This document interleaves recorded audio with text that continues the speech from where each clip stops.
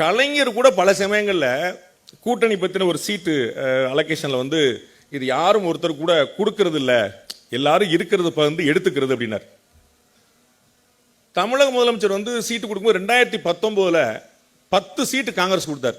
அப்போ நான் உண்மையிலே நினைச்சேன், வெளியும் சொன்னேன், 10லாம் ஓவருங்க, இப்படி அங்கே கொத்தா அள்ளி கொடுக்கறது அவ்வளோ தூரம் ஒர்த்து கிடையாது அப்படின்னு. 4 பேர் மட்டும் கேட்டுட்டுறாங்க. அவங்களுக்கு தெரியும், கொஞ்சம் கரெக்டாக சொன்னாங்க. மற்றவங்க அமைதியாக இருக்காங்க, கூட்டணி கட்சி பேசாமல் சொல்லக்கூடாது. அப்போ 10 கோடி கொத்தா கொடுக்குறோமாங்கன்னு யோசிச்சேன். ஆனால் என்ன ஆகி போச்சு, மொத்தமாக 39 தூக்குனார்ல, அப்போ அந்த 10 சரி கணக்காகி போச்சு. அப்போ எல்லாரும் ஒன்றா இருக்கிறது அப்படிங்கிற ரொம்ப கிளீனாக இருந்தார் பாருங்க. 2024 வரும்போது சரி, போன முறை கொடுத்த மாதிரிலாம் இந்த முறை கிடையாது, அது வந்து ரொம்ப இறுக்கி பிடிச்சிடும். இந்த முறை அதே மாதிரி கொடுத்தார். இவ்வளோ தாராளமாக இருக்கிறாரு.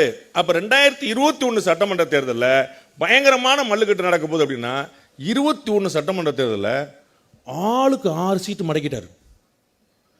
ஆடி போயிட்டோம். நம்ம இவ்வளவு குறைவா எப்படி ஒரு சீட்டை கொடுக்க முடியும் அப்படின்னு ஒரே யோசனையாகி போச்சு. நான் அநேகமாக கூட்டணி முறிஞ்சு போச்சு, உடஞ்சு போச்சுன்னு நினைச்சேன்.